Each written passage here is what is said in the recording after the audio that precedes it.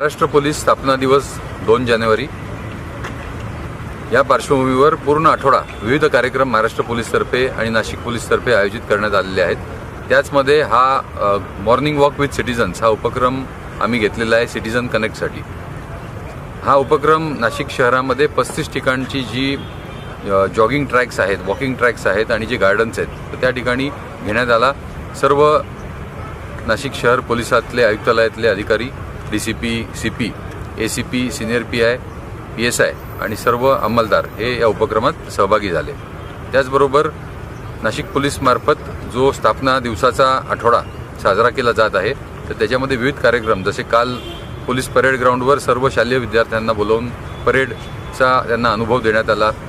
विविध शस्त्र कशी चालवायची आणि शस्त्र काय असतात याबद्दल त्यांना मार्गदर्शन करण्यात आले। त्याचबरोबर जे QRT क्विक रिस्पॉन्स टीम्स म्हणजे अँटी टेरर ऑपरेशन्सचा डेमो त्यांना देण्यात आला। जे बॉम्ब डिस्पोजल स्क्वॉड्स आहेत, bomb detection and disposal dog squads आहेत त्याचा डेमो त्यांना देण्यात आला।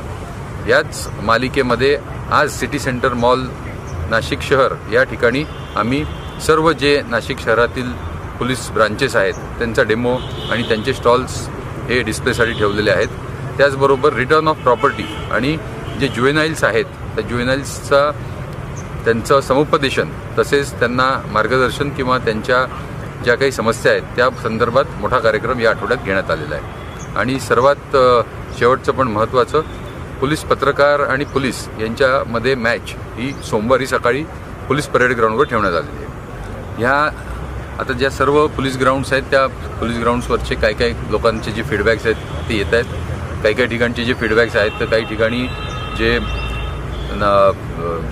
गार्डनमध्ये जे मुलं मुली बसतात तर त्या संदर्भातील काही तक्रारी होत्या। विशेष करून रात्री 10 नंतर गस्त वाढवण्यासंदर्भातील काही तक्रारी होत्या। काही तक्रारी काही बुरट्या चोऱ्या होतात या ठिकाणी त्या संदर्भात होत्या। तर ह्या सर्व तक्रारी ज्या पूर्ण नाशिक शहरामधील 35 ठिकाणून ज्या काही फीडबॅक येईल त्याप्रमाणे आमचं जे पुढचं जे पोलीस उपाययोजना आहे त्याप्रमाणे आम्ही करू।